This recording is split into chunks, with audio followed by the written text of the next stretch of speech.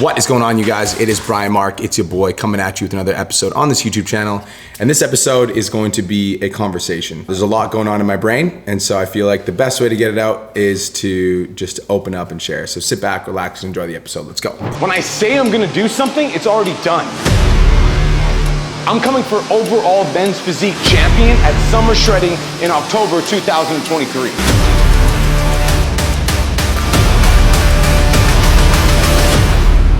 This is redemption. Okay, so first things first, this fucking water bottle is my nemesis.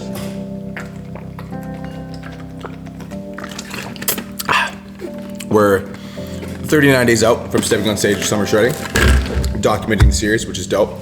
And I want to share what's going on in my heart right now because I feel like there's a lot, and I was going to write about it, but I was like, this is why I have the vlog. So I'm just going to give you guys a full update on everything. We're going to talk virtual event, we're going to talk partnerships, we're going to talk about end of seasons, and we're going to talk about just transitions and changes. So virtual event first. These last couple weeks have been wild. We canceled our in-person event to throw a virtual event, which has proven to be more challenging than we initially planned.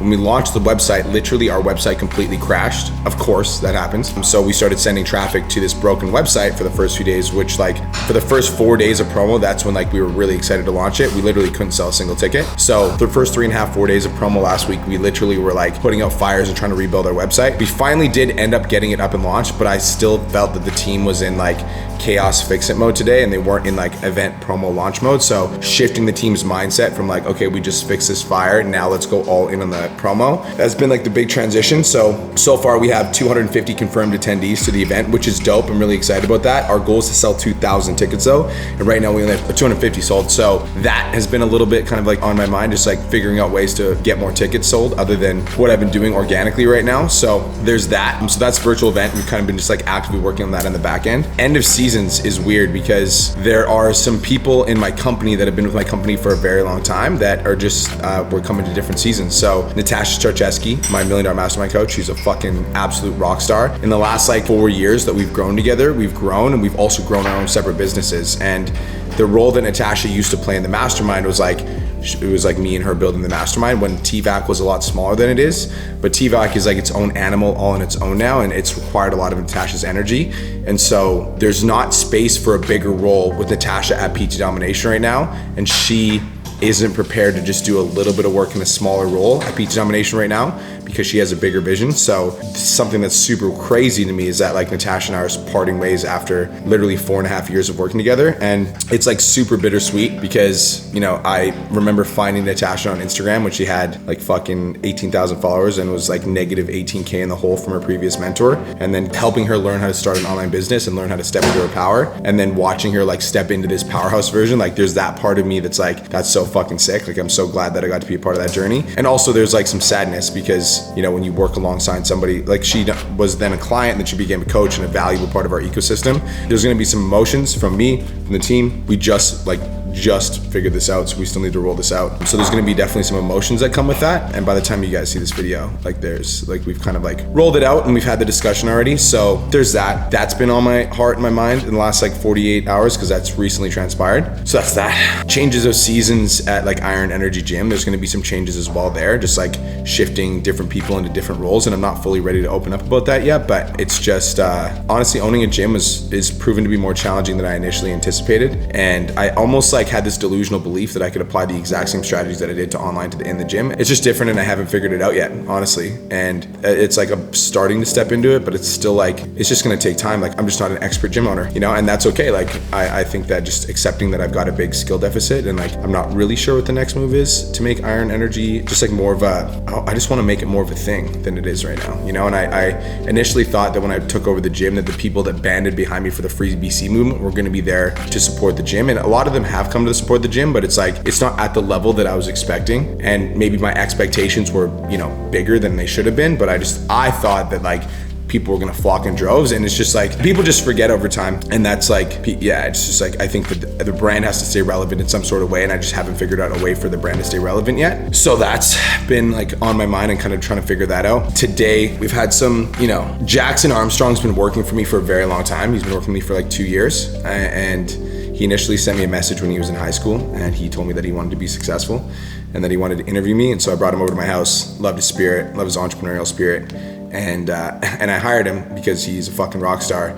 And over the course of the last couple of years, like, he's been able to grow his clothing business. He told me, like, I've completely changed his life. And yesterday I had a conversation with him, basically, like, just about, like, expectations and, like, some of the expectations that I had for him, and that I needed him to step into, like, I needed him to step up in a lot of ways that I felt like wasn't happening. And I told him that there needed to be a timeline in order for that to happen, or, like, there would just be, like, it just wouldn't be a good fit anymore. And then today he ended up leaving.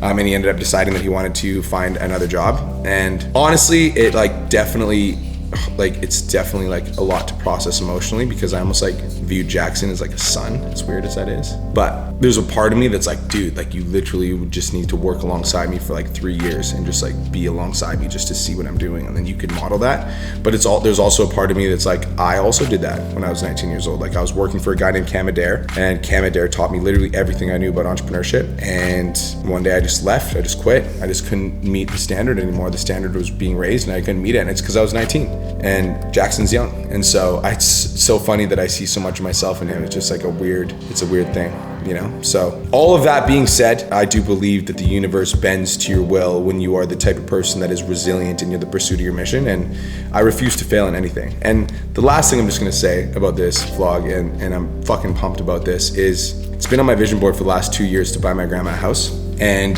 3 years, actually. And I wanted to buy her house in Kelowna so that I could be close to her. But through discussions over the last year, I realized that that's not what she wants. Like, all of her family, all of her kids live in Calgary, and they have all kids, all a bunch of her grandkids.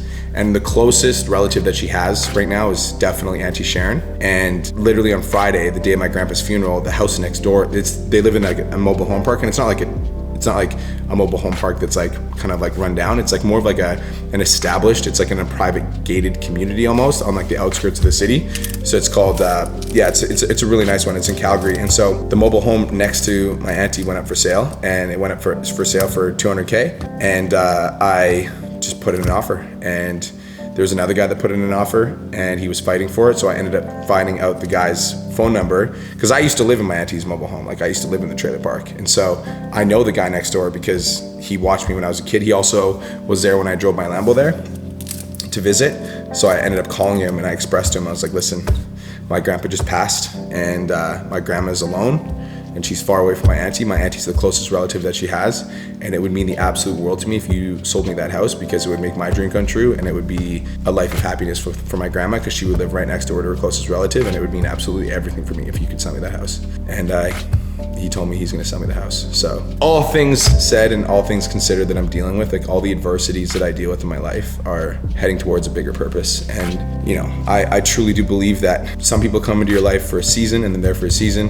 And no matter what, like, whether they're there for short term or long term, I think there's beautiful lessons to be learned, whether they stay or whether they choose a different path. And I think that for me and my life's purpose, like, I've never felt more aligned with my life's purpose. And even just this YouTube channel, like, I feel like this YouTube channel is the thing that excites me the most right now. Like, it really is. Like, I love the idea of creating more content for this channel. And so I truly do believe that the universe is setting me up for success and aligning me on the path that I'm supposed to be on. And I believe that everything that is happening in my life is happening for a very specific reason. And I'm going to choose to lean into those things. I'm going to choose to, like, lean into the uncomfortable and just start to step into it a lot more, because I truly do believe that I was put on this planet for a purpose. And I believe that my purpose is to excel at everything that I do and document the process so that I can show you guys what it looks like when somebody goes all in. And in the process, being able to take care of my family, like being able to take my wife on first class vacations, being able to afford this house for my wife, being able to, like, take care of Haley on, like, an emotional level and also, like, financially, like, being able to know that my grandma is gonna have a place to live right next to the person that she loves the most, because my work ethic is literally the thing that I need to keep going when the fucking times get hard.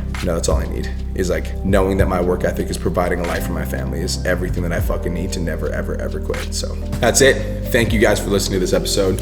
More of a vulnerable share. I appreciate you all so much.